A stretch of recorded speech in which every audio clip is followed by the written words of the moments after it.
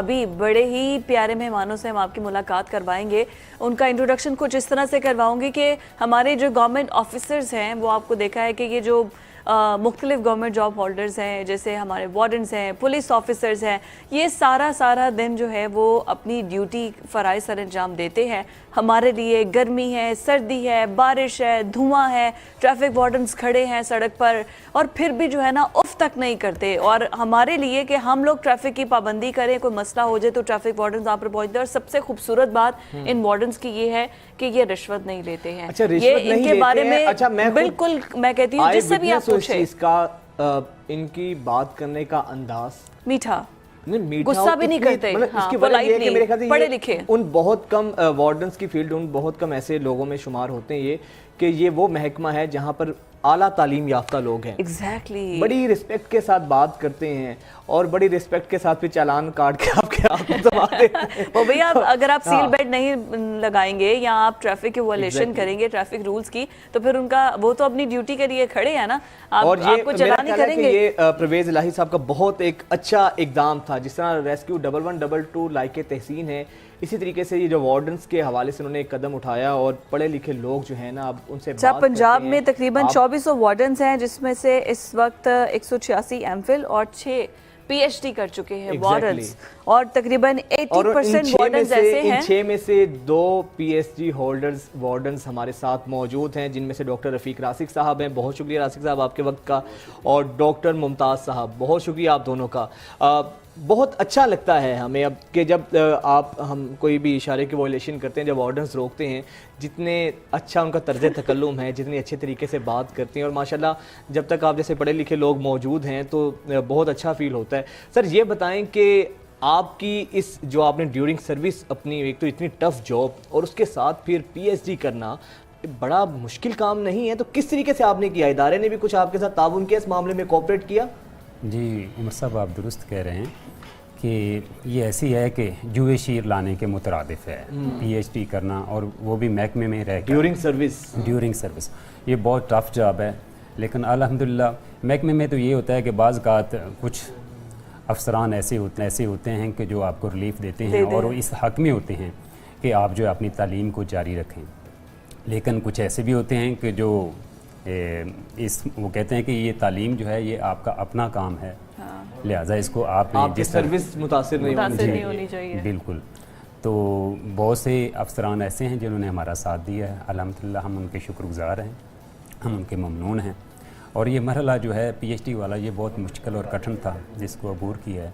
लेकिन रफ़ीक साहब, मैं ये सवाल मुझे समझ नहीं आ रही कि इतनी टफ ड्यूटी होती है, उसके बाद तो हिम्मत भी नहीं रहती, फिर घर वालों को भी टाइम देना है, मैं आपको बताता हूँ, अपने लिए भी टाइम निकालना है, मैनेज कैसे करते हैं? ये ऐसा था कि जब ये थीसिस वाला हमारा मरहला शुरू हुआ तो मैंने अफसरान से रिक्वेस्ट करके रात की ड्यूटी मैंने लगवाई।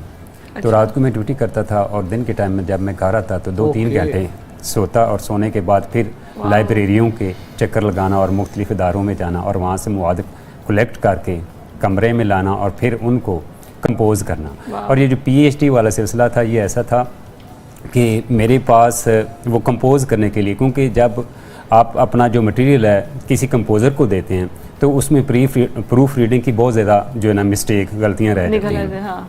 तो ये सिलसिला मैंने खुद ही शुरू किया कि मैं खुद ही इसको जो है ना सर अंजाम दूँगा। तो मेरे पास यकीन करें कि टेबल नहीं था, चेयर नहीं थी मेरे पास, जो तकिया होता है उसको मैं सामने रखता, लैपटॉप जो था वो मेरा असासा था, मैं उसको उसके ऊपर रखता, और तमाम जो 400 पेजेस हैं वो आपने खुद कंपोज किए। मेरे जो थीसिस है उसका उन्वान है उर्दू में मगरबी शेरी असनाफ, जितनी भी ये शेरी असनाफ हैं उर्दू में आई हैं मगरब से, उन पर मैंने काम किया। तो वो 400 पेजेस जो हैं, सफ़ात जो हैं, वो मैंने खुद कंपेल किए हैं तकिए के ऊपर रखकर। वाह, क्या बात है यार, जबरदस्त। तो हमें कुछ सुनाइए भी ना, आपको तो शेर व शायरी से बड़ा जी मैं क्योंकि शायरी से बचपन से ये काम जो है शशम क्लास से, मैं जब छठी में था तो उस वक्त से शायरी से जी लगा हुआ है, और मैं शेर कहना शुरू कर दिए थे मैंने छठी क्लास से। जी तो कोई एक आधा मिसरा भी सुनाए, हमें भी, हमारे व्यूअर्स को सुनाए आप। एक आधा मिसरा से तो हमारे जो शोरा हज़रात हैं इनकी पूरी कथा सुना दें आपके पास कम से कम जो है ना छोटी सी एक गज़ल है, मेरी ताज़ा गज़ल है, तो उसके चंद जो है ना अशार मैं आपको सुना देता हूँ। नक्श है इस ज़हन में एक तेरी सूरत आज भी, नक्श है इस ज़हन में एक तेरी सूरत आज भी, करते हैं महसूस हम तेरी ज़रूरत आज भी। वाह वाह। ऐशो इशरत सागरों में सब मुयस्सर है मगर, ऐशो इशरत सागरों में सब मुयस्सर है, सब मुयस्सर है मगर, तेरे बिन बेचैन है मेरी तबीयत आज भी। वाह वाह वाह वाह, क्या बात है सर। लास्ट में एक शेर, महबूब मजाजी भी लगता है सारी शायरी आपने। मेरी किताब का नाम है पहली मोहब्बत। पहली मोहब्बत, पहली अरे मोहब्बत, तो वाह। उस हवाले से ये जो है ना, जी जी मेरा ख्याल है आपने अपने तमाम जज्बात ना करतास पे उतार दिए। जी देखें शायर हजरात जो है वो अपने तमाम जज्बात जो हैं, एहसासात जो हैं, वो अल्फाज की अल्फाज बड़े में उनको डालते हसास हैं। होते हैं जी, जी। शायर जो होते हैं। बिल्कुल ऐसे ही है। तो कुछ यही है इल्तिजा, ए नाज़नी अब लौट आ, कुछ यही है इल्तिजा, ए नाज़नी, ए नाज़नी अब लौट आ, तेरी बाहों में मुझे मिलती है राहत आज भी। वाह वाह वाह। क्या हुआ जो महफिलें तुम छोड़ चुके रात की, महकदे में यूं तो जारी है अनायत आज भी।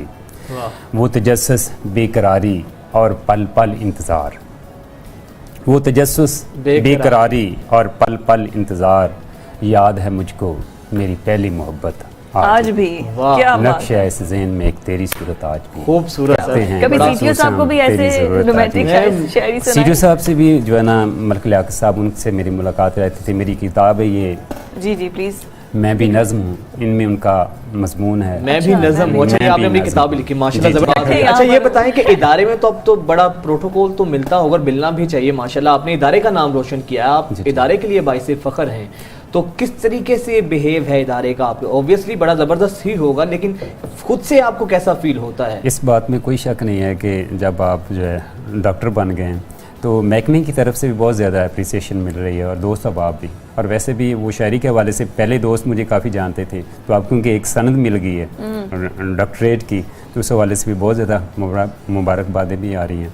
जैसे कि आप कह रहे थे कि महकमे की तरफ से आपको कोई, तो जब ये डिग्री का मेरे अनाउंस हुआ तो हमारे जो सीटीओ साहब हैं मुस्तनसर फ़ेरोज़ साहब, उन्होंने मुझे बुलाया, नक़द इनाम भी दिया है और उसके साथ साथ अच्छा, नक़द इनाम जी भी? नक़द इनाम भी दिया है, और उसके साथ साथ हमारा जो सर्टिफिकेट होता है वो CC3 वो अप्रिशिएशन लेटर होता है, वो जो है ना उन्होंने हमें उससे वो भी नवाजा। दिया है। तो जी। ऐसा होता है कि भाभियों को मनाना हो तो सारे दोस्त बाप आपसे कहते हो जरा कुछ शायरी भेजो जल्दी से, हमने भेजनी है आगे जी जी सुनानी है। बिल्कुल, कई मरतबा ऐसे हुए। एक अच्छा, होता है हाँ, कई जी, मरतबा? जी वो कुछ दोस्त मेरे ऐसे हैं, एक मेरी गज़ल थी तो वो उसमें कुछ इस तरह का जिक्र था कि काश तुम मेरी मोहब्बत का यकीन कर लो, इस खुलूस दिल की हसरत का यकीन कर लो, लालो गौहर शान शौक कुछ नहीं नज़र में, तुम मेरी बेलौस चाहत का यकीन कर लो। तो जो रूठे होते हैं उनके लिए ये गज़ल जो है ना अरे बहुत वाह। अच्छा उनके लिए तो मुनासिब है। पहुंचे रफीक साहब, जिनके लिए आपने गज़लें लिखी हैं उन तक भी पहुंची है कि उनको पता ही नहीं वो कहाँ पे है, आप कहाँ पे हैं? नहीं, उनको इस बात का तो इदराक है। अच्छा, जी जी, तो ये सब कुछ ये कह रहे हैं आपका कि ज़ौक़ देख के तो लगता है माशाल्लाह मैरिड हैं आप माशाल्लाह। जी अल्हम्दुलिल्लाह। फिर तो लव मैरिज ही होगी आपकी। नहीं, लव अच्छा इसलिए तो शायरी लिखना शुरू। लव मैरिज अक्सर कामयाब नहीं होती, तो अच्छा, पर तो आप शादी इसी- तो इसी रही की थी, वजह से लेकिन शादी आप जो है ना कर ये ली। कह सकते हैं कि ये उसी तो से जब लव इतने चल रही है। रोमानवी शायर शेरो शायरी करते हैं तो भाभी को भी सुनाते हैं शायरी, के सिर्फ दोस्तों को किसी और को मनाने उनको मनाने पता के लिए है रखी हुई है शायरी? नहीं नहीं, उनको पता है कि ये शायरी करते हैं, वो किसी बात का जो है ना वो माइंड नहीं करते। नहीं वो सुनती हैं खुद भी जी आपकी सुनते हैं, मेरे बच्चे जो है ना मेरी शायरी से बहुत लगाव रखते हैं। अरे वाह जी जी, माशाल्लाह।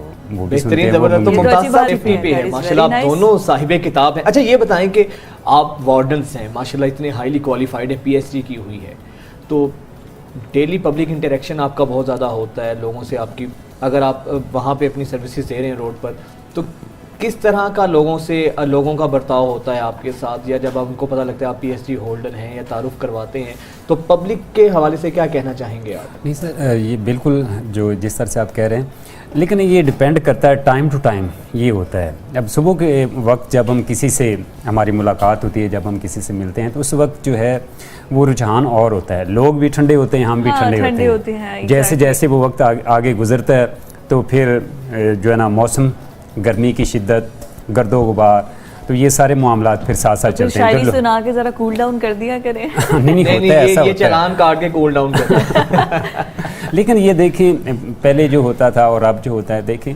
कितने अखलाक से बात करते हैं, कोई बदतमीज़ी नहीं करते, बड़े अखलाक से उनसे मिलते हैं, बात करते हैं, अस्सलाम वालेकुम बोलते हैं।